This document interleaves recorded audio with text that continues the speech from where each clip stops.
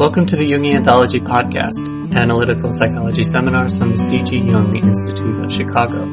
Episode 19, a conversation with Arwind Vasavada. Arwind Vasavada was born and raised in India. In the 1950s, he traveled to Zurich to study at the Jung Institute and to work in analysis with C.G. Jung. Although he had only a few sessions with Jung, he considered him his guru, a title which Jung himself did not accept in the Indian sense, but gave Vasavada nevertheless some important transmissions, to put it in the terminology of Hindu tradition. After finishing his training in Zurich, Vasavada returned to India to open an analytic practice. June Singer visited him in India in the early 1970s and invited him to come to Chicago, an invitation he gladly accepted. Vasavada lived and worked as a Jungian analyst in Chicago throughout the 1970s and 1980s, and he was a founding member of the Interregional Society of Jungian Analysts and the Chicago Society of Jungian Analysts. He had a strong and dedicated following of students in Chicago until he retired in the early 1990s and moved to his son's home in the state of Washington. After that, he visited Chicago intermittently until his death in India in 1998. In the 1980s, analyst Joseph Pasek and Marie Stein held a series of discussions with Vasavada in Pasek's home, where they were filmed for posterity. The dialogues revolved in general around analytical psychology and its similarities with and differences from the traditions of the East. The following is an excerpt from one of these conversations. Arwind Vasavada also gave a lecture on Hinduism in 1994, and a link to that is in the show notes.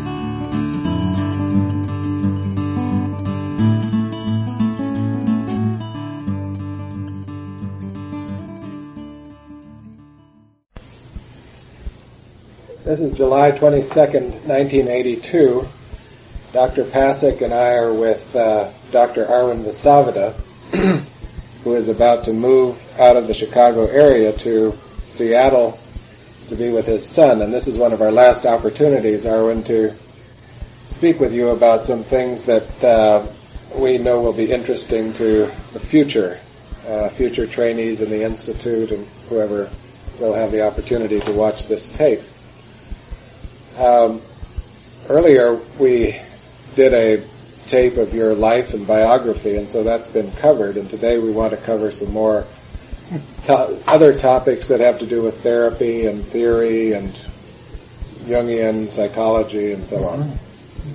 So maybe we could start with a question that combines the biography and the theory to ask you something about how you yourself came to terms with Jungian psychology or integrated it into your own background, coming from India with your religious tradition, your training in literature, so on, coming to Western psychology. Did you find it difficult? Were there some points where there were such large differences that you couldn't reconcile them? Or maybe you could just start talking about that.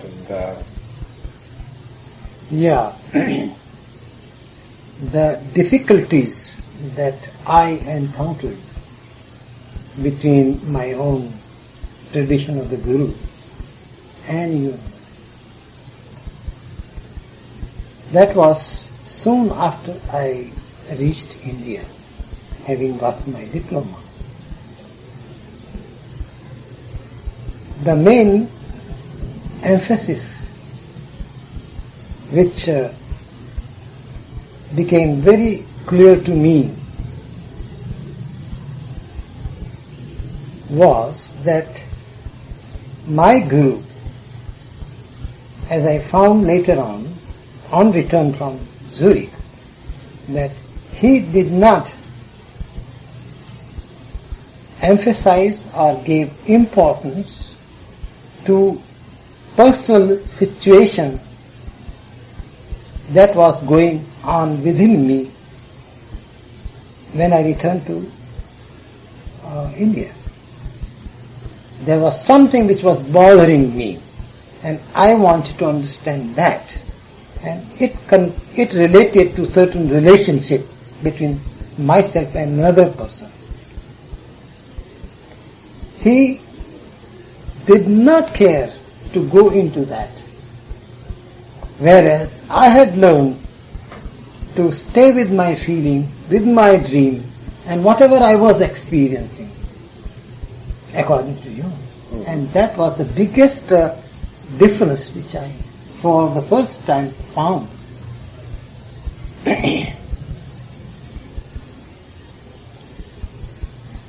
I could not reconcile. At one point I was even angry with him.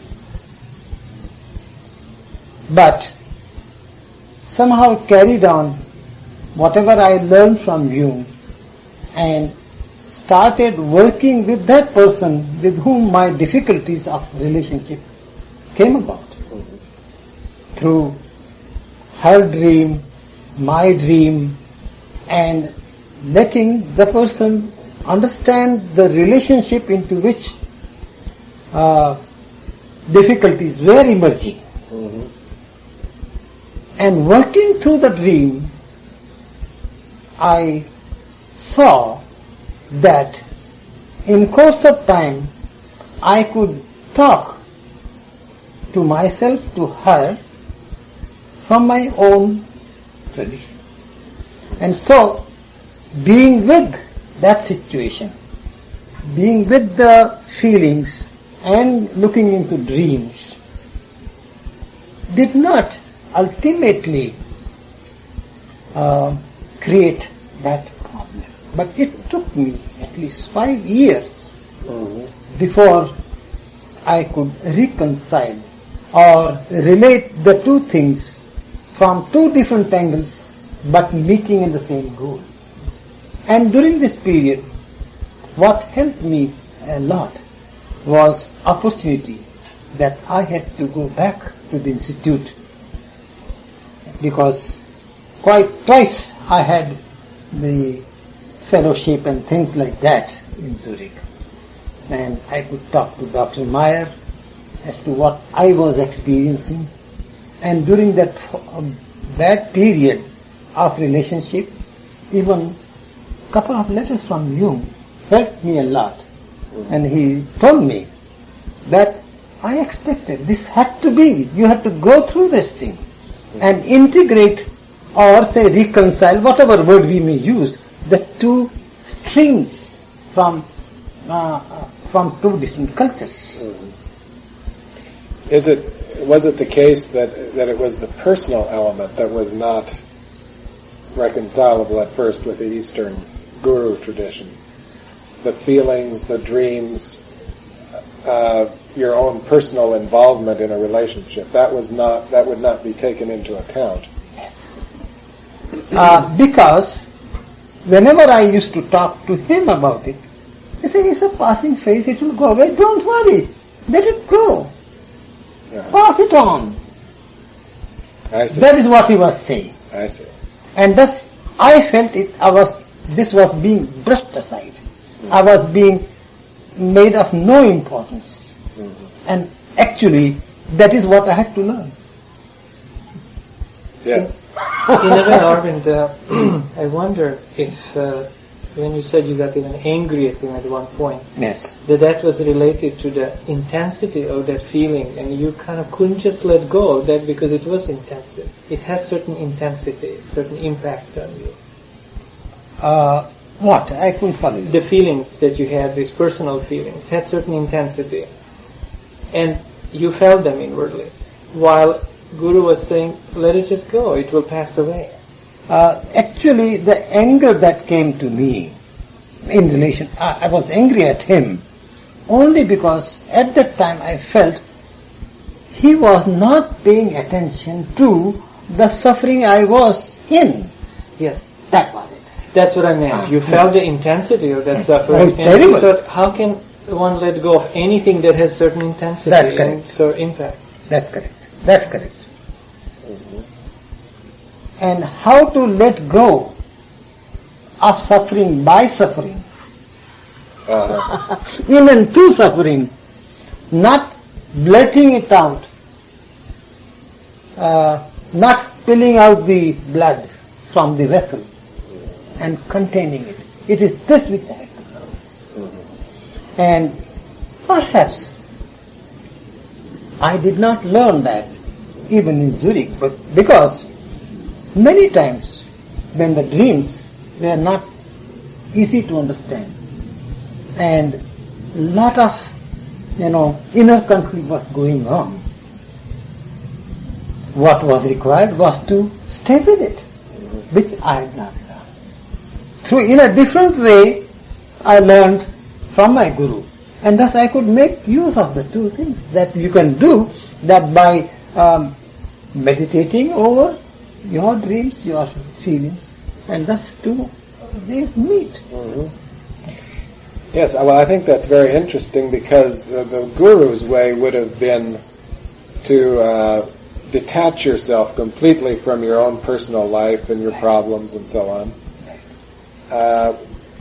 You were taking the personal factor much more into account. So in your own work today, you combine something of the Eastern tradition of the large picture, viewing the self, what's going on at the deeper levels, and so on, plus without ignoring the personal. Exactly. How have you combined those in your work with patients? I mean, what do you...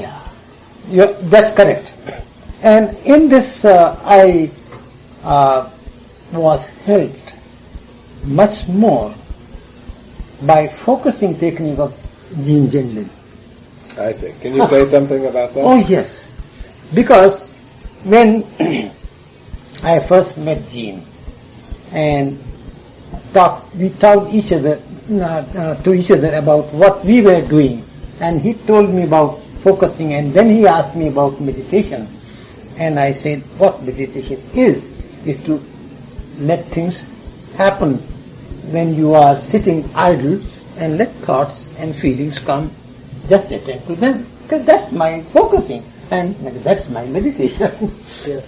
And then I attended some of his courses and his changes groups, and what I saw was that he made people look within to the whole of the organism as the organism was feeling, whether in terms of physical things, discomfort, or psychologically. And just stay with it and let answer come from there. It is this which gives importance to the person and yet goes beyond to what that moment is telling you. Mm-hmm. And so in this manner, when my clients come and they are in a throe of pain, we enter together into the pain and let the person feel into it and see what that pain tells and listen to it. Mm-hmm. In this manner, Jean helped me a lot. And thus, the person and transpersonal both could be held together like that. Now what you're saying is you start with the personal, and then that goes into the transpersonal. You don't start with the transpersonal. No.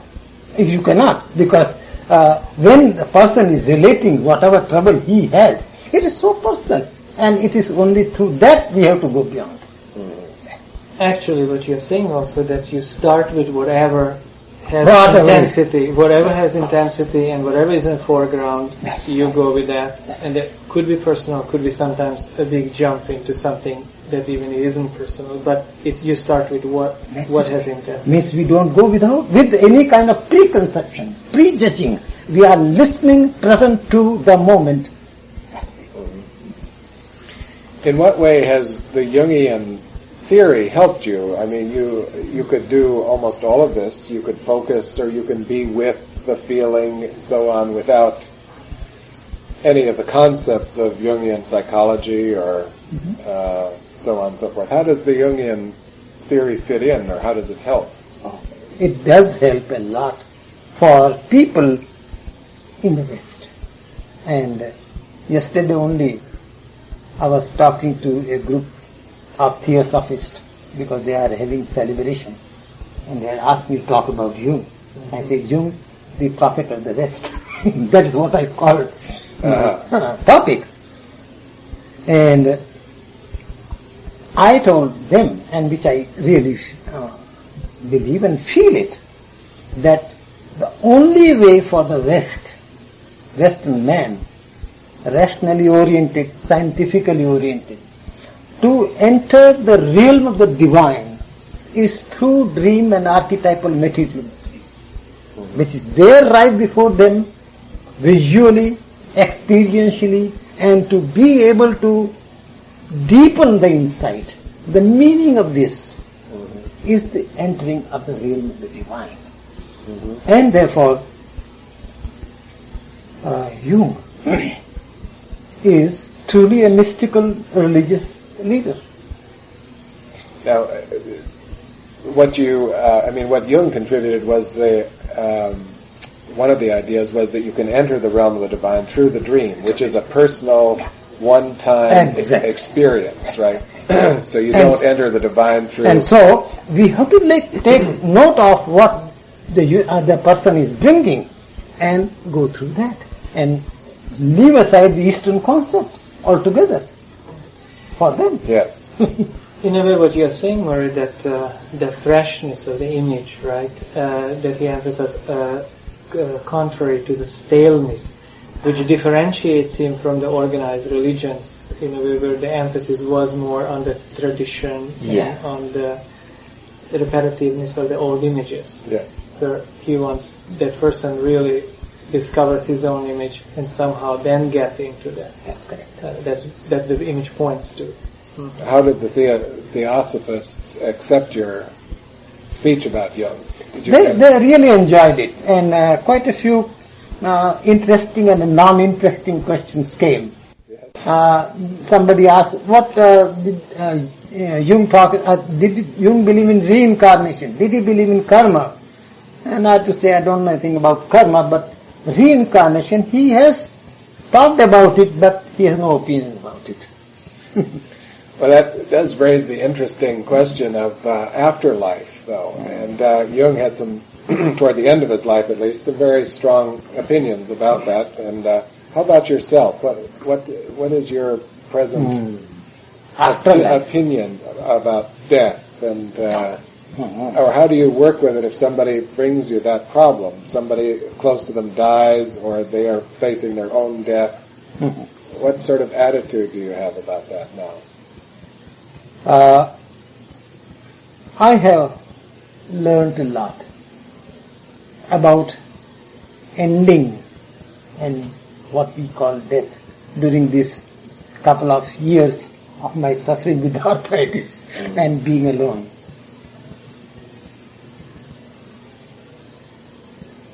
There is only this moment.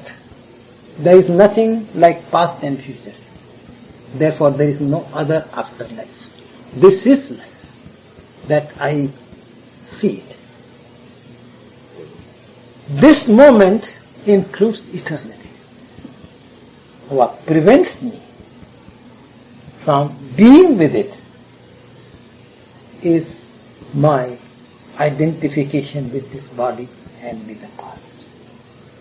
And to the extent it is possible to release oneself from that past, there is no problem.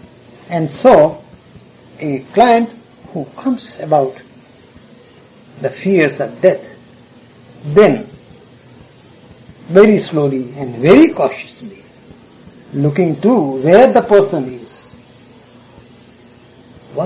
I have to make him aware of what really is dying and where the fear lies, and thus go about it.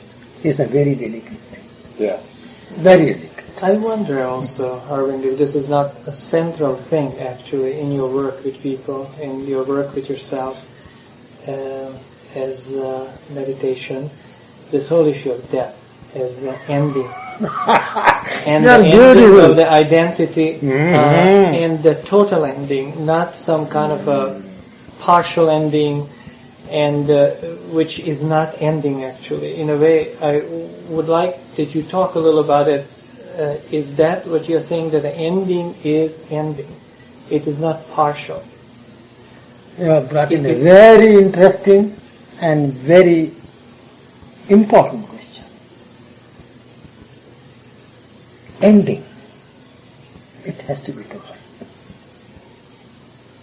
And whenever there is ending, it's always total.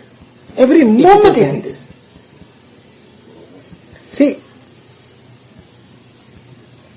I measure the endless with this time which is beginning and ending. Let me explain to you. If one can get into that thing, this problem of I am whole now and I am not whole now, fragmented later, this does not bother. How? Before I speak, there is silence, there is totality. These are all words, but there is something there. When I speak, I become of myself, become of time, aware of the time. Sentence ends, time ends. Okay? Yeah. I am there, but I don't know. I can't talk about it. So I say wrongly that this consciousness is continuous, whereas wholeness comes and goes. The mistake is I am measuring that which is immeasurable by this little beginning and ending of my thinking, beginning and ending of my act.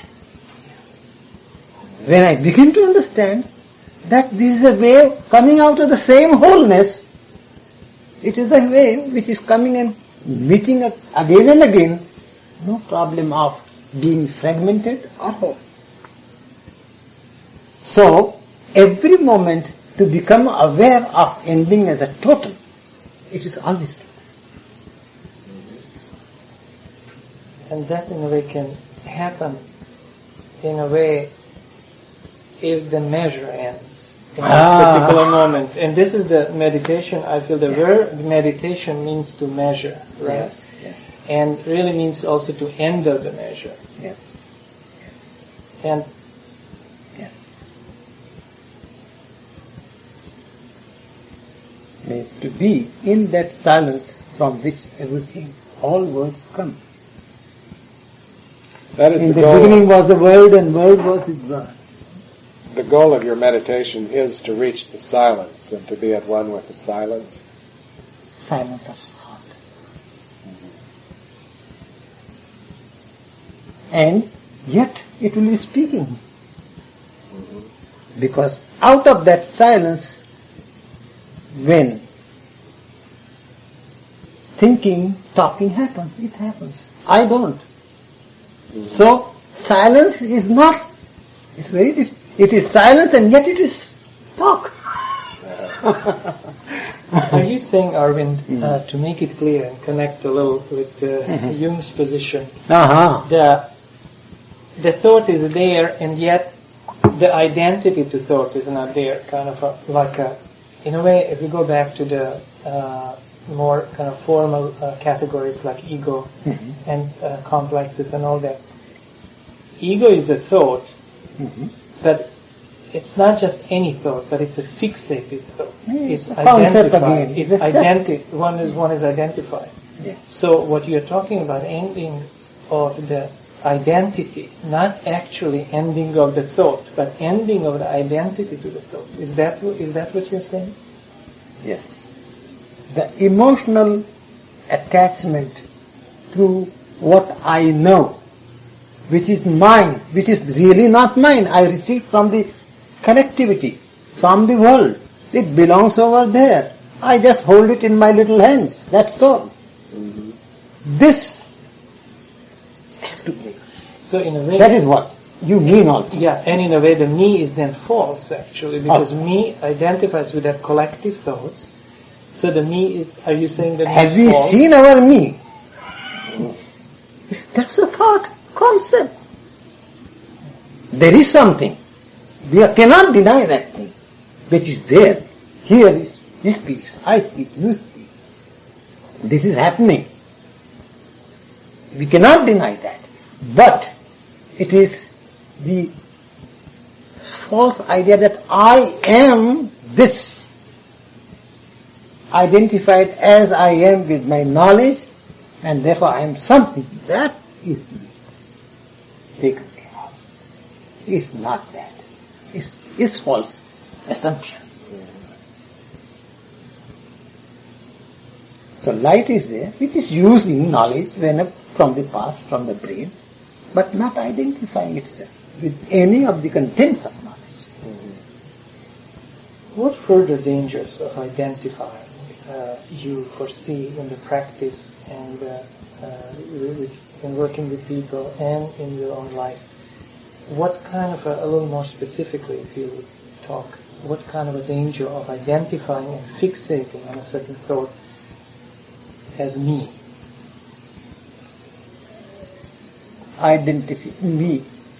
Fixation with anything, identification with anything, and thus separating myself from the other. I have created already isolation, division within the whole, which I am. I have already done it. What more can we say about it? Any kind of identification. And therefore, for us Jungians, who have learned, experienced, and are on the way to the wholeness, how can we even talk that we are Jungians, even though we are Jungians? And separate ourselves from anyone. We include everything. It includes everything. Wholeness includes everything. I see it that way. And in this Eastern and Western tradition, that all is one. Sarvam khalu idam Brahma. Everything is Brahma. Like that. So you're saying even that is a danger to identify with that. I remember once kind of a funny kind of remark of Jung written somewhere that says, Jung said, "Thank God I'm Jungian, not Jungian." Yeah, that's correct. I thought it is a kind of funny statement, but I thought it is a profound point. It's one of the most profound points, actually, that I read in Jung in this statement. Well, you wouldn't call yourself a Jungian, then. I mean, you've used Jung on your way, as we all have. Yes. And have found help and so on, but you've in a way used other things as well and come to your own thoughts and ideas and perspectives, methods. Mm-hmm. So what's the question? Well, this question of identifying oneself as a Jungian, of course, out there in the marketplace, if somebody says, "What kind of therapist are you?" It's an easy way of orienting people. Yes. But surely people come to you and expect a Jungian treatment, right? They have something in their heads. What is a Jungian treatment? I want to individuate. Here's the process Jung writes about. And they come to Arwind and you do something a little different. Or you don't meet their expectations because you have your own way. Correct. But being a Jungian,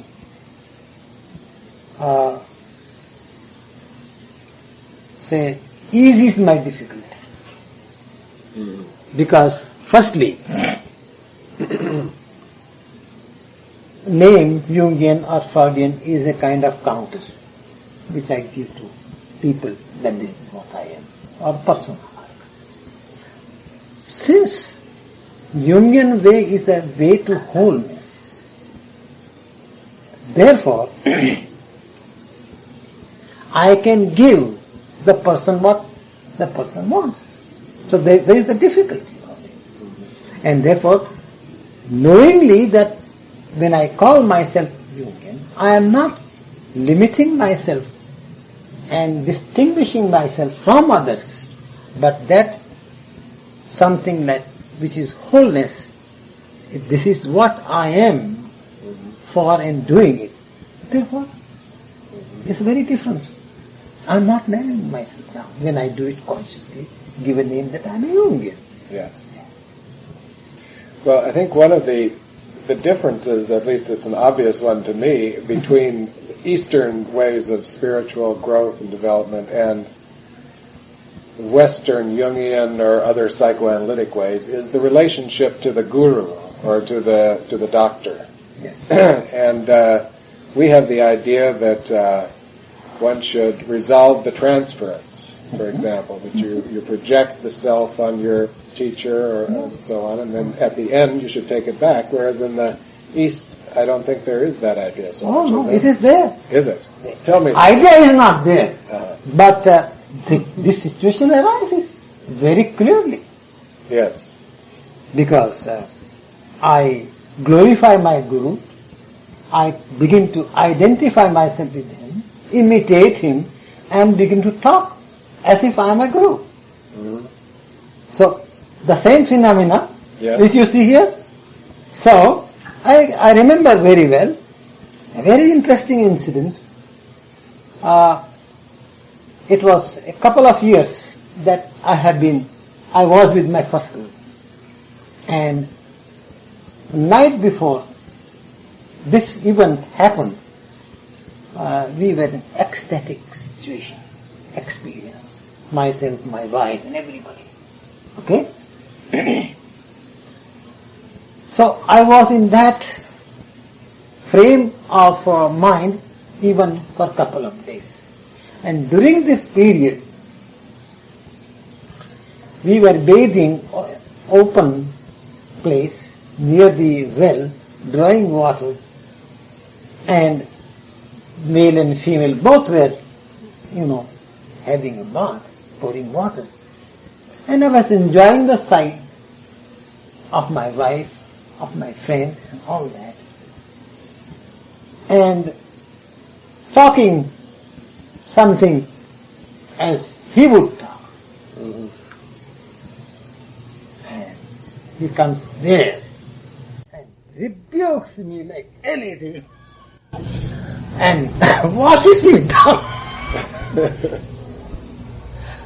So he put you in your place, so you could not identify with which him. A Jungian analyst wouldn't do. Right. He would do it. He did it. And I was stunned. I was stunned. So this situation arises. What is, in your experience, if somebody comes to you with a very strong transference and they see you as a divine teacher and a guru, you know what the standard Jungian methods with that would be, what the Eastern methods would be. So how do you handle that? Is there different methods? No. To me, I see it this way. Murray, if I am aware that this is a projection, and I am aware of my limitations, how much I know, and how much help can come. When I am aware of this, then I don't get inflated.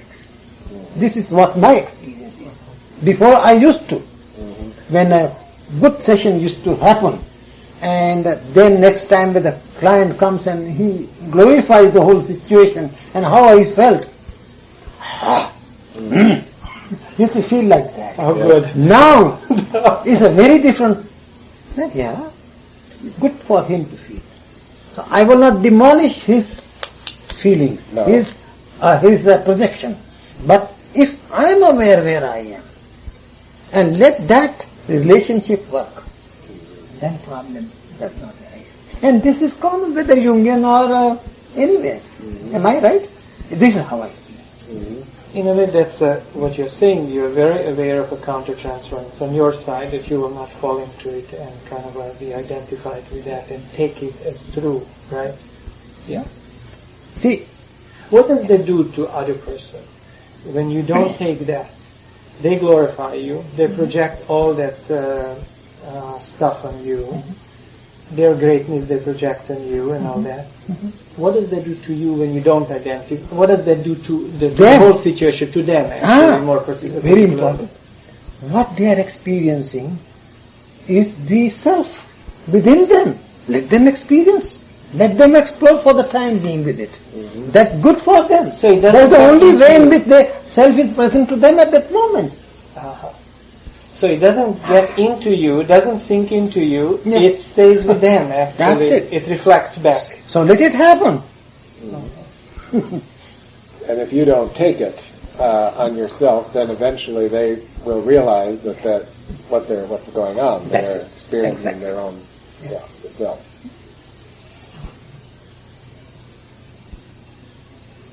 Well, the tradition of the guru is different from that of the analyst in a way, isn't it? That you, well, you could say much more about that than I. Please don't get offended, because I am in the same boat as you. But when I presented my thesis in Zurich and wrote a small abstract, one of the points which I made, that the relationship, the difference between guru and analyst is, guru accepts the price as ego, analyst 40 francs. This is the this is the biggest difference between guru and analyst. But don't you think that makes it easier for the analyst, actually?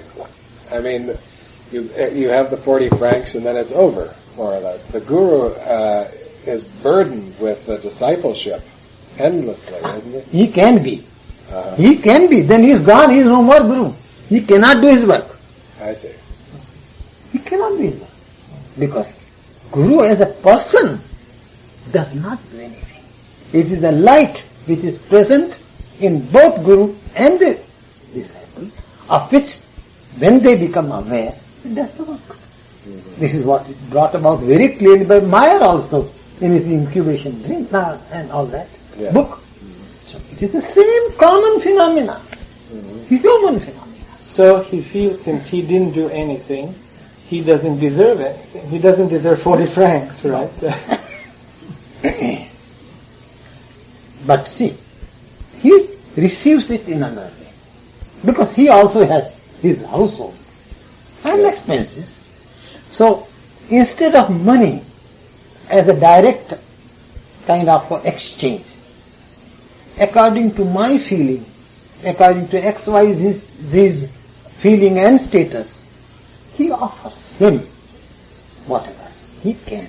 It may be money, it may be say grain, it may be fruit, it may be food. He receives that. So that is here the point is that receipt of exchange is not out of greed but out of maintenance of, say, physical biological security. Not beyond. And that is just more or less automatically provided by the disciples who come to the guru. This is the tradition of it. They take care of the guru. That is the tradition there. Well, how has that worked here for you? I know you've not charged a regular fee often. You have asked donations and whatever amount the patient felt comfortable giving you. Is that how do you feel about it now, having done that for a number of years in this culture? Yeah, first 3-4 years, as I have already mentioned in my paper, there was difficulty, there was anxiety and all that. Because I find that every time, whenever I needed something, money came. See, there were clients who could pay $50. They paid. Even when I said, this is the fee and whatever we can. And there were those who could not pay or even $5. And in spite of that, things are going very well. No anxiety. I'm happy about this, that I'm free from that anxiety of money. Once I took that step. So it can work. Arwind, I want to ask you, since we are talking about differences and similarities between guru and therapist, like particularly Jungian analyst, could you reflect a little on if there is any difference between the Jung's notion of the self and the Eastern notion of enlightenment? Is that the same thing, or is there a difference? No. I felt also personally and also from reading that Jung was deeply a religious man in the true sense of the term. And you know, in that BBC videotape, he says, I know I don't have to believe. The way in which he speaks, he comes from Mooladhara. And so he experienced, knew it. In that sense, due, not here. So, what he was talking about self, and what Eastern tradition talks about self, it's one and the same thing. But he did not want to talk about that indefinably, indefinitely, because West was ready only for the representation, the image, the archetype. So let them experience, feel into it. Then let them go beyond. That's outside. So first he gave the images of the self, the quaternity, the square, the diamond, so on and so forth. And then that's a step toward the experience of the ineffable. And the West has to start with the image and go through that path. So we have to become idol worshippers. Yes. He made us idol worshippers. In a way, that is a trap, right? If it can really begins and ends with the image of the self, that's a trap, right? But the living presence is something he was very careful not to go too much into that, because it is, in a way, as you're saying, undefinable, the living presence. But the image is there, right? Arwind, would you say that one of your goals in therapy is to have the client, the person you're working with, actually experience the self in the session? If somebody comes to you with a problem and so on, you discuss the problem, you talk about it, and so on and so forth, but that's not very healing usually, just to figure out solutions to problems. Do you attend to the presence of the self in the session? Do you hope that it will be constellated right there and experienced? Or does it happen, never happen sometimes? It may not. It may not. We have to be honest to the moment, yes, and honest to the client. So wherever he is, whatever he is bringing, to be with it honestly and sincerely is, I think, to me, sufficient. And if that moment deepens on its own next time or some other time, let it happen. I can't do it. You cannot make it happen, no. But does it happen sometimes? Are you happy when it does happen? Oh, naturally. Yes. I'll tell you some recent experience of a very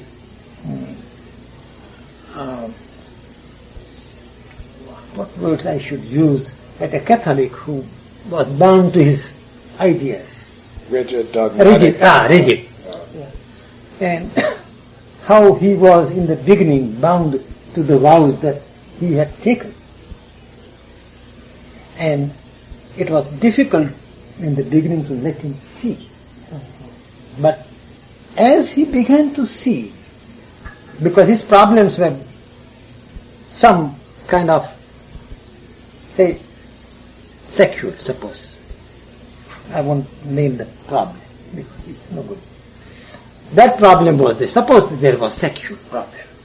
So make him feel into the sexual problem and let him accept. This is the shadow side. You must accept. It was difficult in the beginning. But I had to be there. When he didn't want to discuss, let it go. But as he was sincere, as it started, he began to accept, he began to talk about something more, of something else, and he cut over those, imprisonments of the house. Mm-hmm.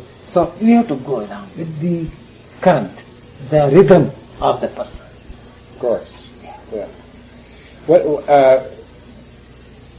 of the thousands of analytic sessions you've had with other people,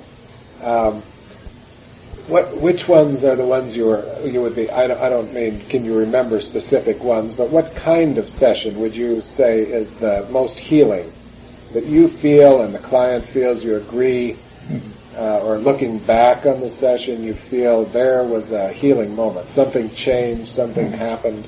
Can you specify anything? There is a common point here. There is one can describe some of the moments, but more describing the peaks, I am more aware of the underlying foundation which, when experienced, made us feel whole, happy. Let me explain to you. There is something deeply bothering a person and can't understand what is going on. Understand it? And then I used at that time, focusing. Let the person experience what he is or she is experiencing at that time. And I begin to feel along with the person. And oftentimes I felt, I don't know what's here and what is bothering. As if I am he or she. Like that. We are both together. And whatever the person says, I reflect back. Yes, but what can we see? Can we experience? What is there? I don't understand. I'm confused. Like that, we are both together. And the ending of the session happens without any further light. But being in that place relieves a lot of tension, as I've seen in that. Yes. And it goes much more calm. So here is not a kind of peak experience, or one may call it self-experience, but it is something which is, I can't but say, it's beautiful. And that builds the foundations for the whole therapy sessions like that. In a way that's consistent, isn't it, Murray, what Arwind is talking about all through this dialogue, that being with, being there. Sure, being there. And let that material somehow speak from itself and reveals itself, right? Right. Excellent. Arwind, we have just a few minutes left, and I would just like to shift a little bit to the question of training therapists. And now in the Eastern tradition, I don't know how you train gurus. Somebody comes and applies, wants to become a guru. Do you have interviews? Do you have a selection process? We have an institute here, and we try to identify people who come and say they want to be analysts. Would this be a good one? Not. In your thinking about training analysts, the kind of analysts you'd like to see in the future, what do you think we should look for in the people who come, and what should we focus on in the training? What's the most important thing? It's a very good question, and you have put not one question but more than one question. What kind of training we have in our guru tradition, and what kind of things we should look for in the people who want to be Jungian analysts. Let me first of all talk about, as I have experienced with my guru, as so many others used to come to him, and the way in which he used to do with us. There was nothing like diploma, there is nothing like degree, there was no restriction as to how many times you come, and all that. All that was important, that you listen. And if through listening you will go on coming till you feel it is okay. And as so many times I saw with my students who used to come to my guru, they break away, go their own way because they are doing this or that. That's all right. Do what you like with whatever you have received, however, how much you have received and how you are using is no more Guru's concern. Because what you are doing, you are destroying. Guru is not for it. Mm-hmm. Right? So this is the kind of training it all is there. Of course, there are other institutions which have grown up where you are required to live a kind of life, read certain scriptures as Chinmayananda have and many others have. Mm-hmm. But we will call them learned people. Learned people. Learned. You cannot bring about spirituality through this kind of thing. Mm-hmm. No, it's not that training.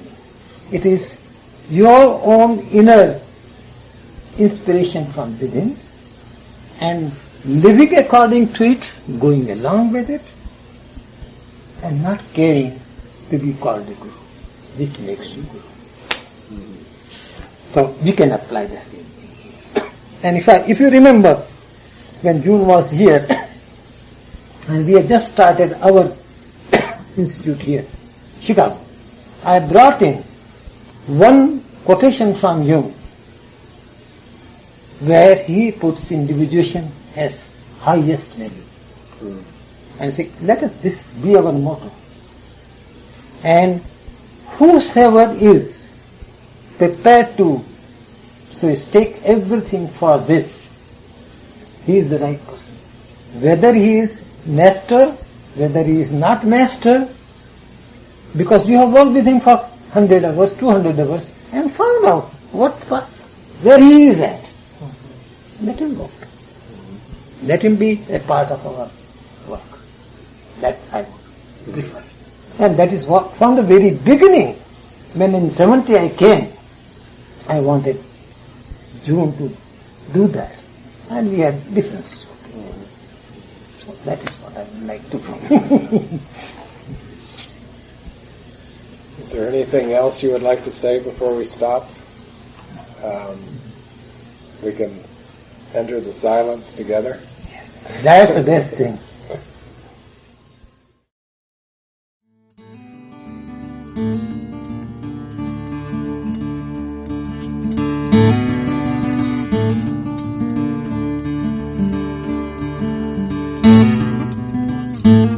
This podcast is distributed under a Creative Commons Attribution, Non-Commercial, No Derivatives license.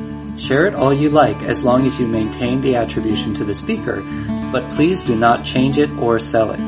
If you like this episode, tell your friends about us or leave us a review on iTunes.